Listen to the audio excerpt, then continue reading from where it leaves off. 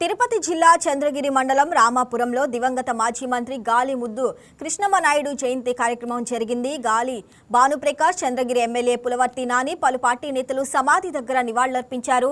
ముఖ్యమంత్రి చంద్రబాబు నాయుడు తర్వాత రాజకీయాల్లో అంతటి పట్టున్న నాయకుడు ఎవరైనా ఉన్నారంటే అది ఒక్క గాలి ముద్దు కృష్ణమ్మ నాయుడేనని నేతలు కొనియాడారు.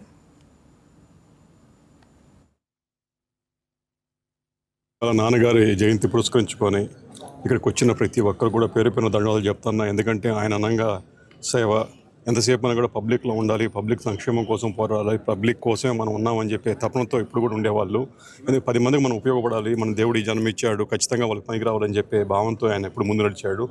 అదే ఇవాళ చూస్తున్నాం. ఎక్కడ పోయినా కూడా నువ్వు ముద్దున కొడుకు కదా, నువ్వు మంచోడు పోయి ఉంటావు, లేదని మీకు చేస్తాము. అధికారుల్లో కానీ ప్రజల్లో కానీ ఎక్కడ చూసినా ముద్దుకృష్ణుడు కొడుకు అనగానే అదొక అభిమానం చూపిస్తారు, ప్రత్యేకత. అదే ఆయన వల్ల వస్తున్నది. ఇది ఇవాళ నగరి కాన్స్టిట్యున్సీలో 45,000 పైచీలకు మెజార్టీతో గెలిచామంటే కూడా ఆయన ఇచ్చిన ఆశీర్వాదం, ఆయన పట్ల ఉన్న ఆదరణ. అది ఖచ్చితంగా ఆయన అడుగుజాడలు, ఇందాక అన్నలు చెప్పినట్టు ఆయన అడుగుజాడలు నడుస్తూ ఆయన ఏదైతే విలువలతో రాజకీయం చేశాడో ఖచ్చితంగా ఆ విలువలు నెలకొల్పుకొని ఖచ్చితంగా రానున్న తరానికి కూడా మేము ఉన్నామని చెప్పే భరోసా ఆయన ద్వారా ఇద్దామని చెప్పేసి ఆయన అడుగుజాడలు నడుస్తూ ఉన్నాం.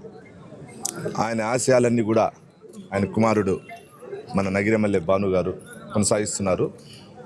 మేమందరూ కూడా ఈరోజు నేర్చుకున్నాం రాజకీయాల ఓనాములు అంటే మన పెద్ద ఆయన చంద్రబాబు నాయుడు గారి తర్వాత ముద్దన్న గారు చూపించినటువంటి ఏ విధంగా అధికారులతో మాట్లాడాలి, ఏ విధంగా ప్రజలతో మసులుకోవాలనేది కూడా ఆయన ద్వారా మేము నేర్చుకోవడం జరిగింది.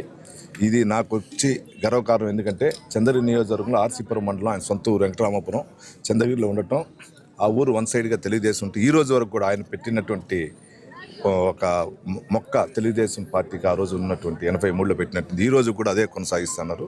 ఎప్పుడు మేము మర్చిపోలేం. ఇప్పుడే భానుగారు మేము కూడా అనుకున్నాం, భానుగారు చెప్పారు, ఆర్సీపురం హెడ్ క్వార్టర్స్లో కూడా మన పెద్ద ఆయన ముద్దన్న గారి స్టాచ్యూ నెక్స్ట్ 85 జయంతికి చంద్ర నియోజకవర్గం తరఫున కూడా భానుగారి చుట్టూ నేనే చేసి పెడతానని. ఎన్నో ఉన్నతమైనటువంటి ఆశయాలను ముందుకు తీసుకున్నటువంటి నాయకుడు గాలి ముద్దు కృష్ణమ్మ నాయుడు. తన 33 ఏళ్ల రాజకీయ జీవిత చరిత్రలో ఏ రోజు కూడా ఎటువంటి అవినీతి మచ్చ లేకుండా నిష్కల్మషంగా పేదలకు సేవ చేస్తూ బతికినటువంటి నాయకుడు గాలి ముద్దు కృష్ణమ్మ నాయుడు గారు. ఈరోజు రాష్ట్రంలో అనేక విద్యాలయాలకు ఆద్యుడు గాలి ముద్దు కృష్ణమ్మ నాయుడు గారు.